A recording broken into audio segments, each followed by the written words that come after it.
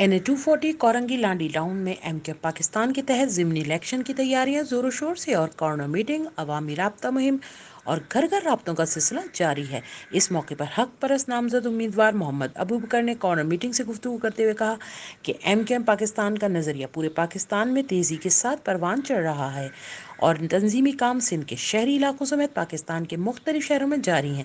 آپس کی ناراضگی اور شکوے شکایت کو دور کر کے الیکشن میں حصہ لیں گے تو دنیا کی کوئی طاقت ہمیں الیکشن میں جیتنے سے نہیں روک سکتی۔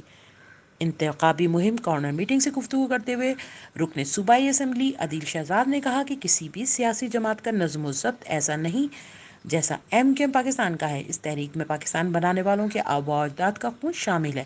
لانڈی کورنگی کے عوام پاکستان بنانے والوں کی اولادوں میں شامل ہیں۔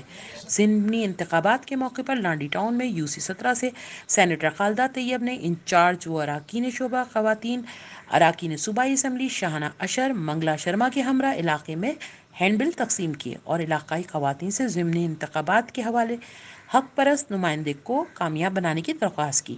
مہاجر قومی موومنٹ UC 29 کے انچارج مہراج اور PSP UC 29 کے صدر مانی اور اسحاق نے دیگر ساتھیوں کے ہمراہ متحدہ قومی موومنٹ پاکستان میں شمولیت کا اعلان کیا۔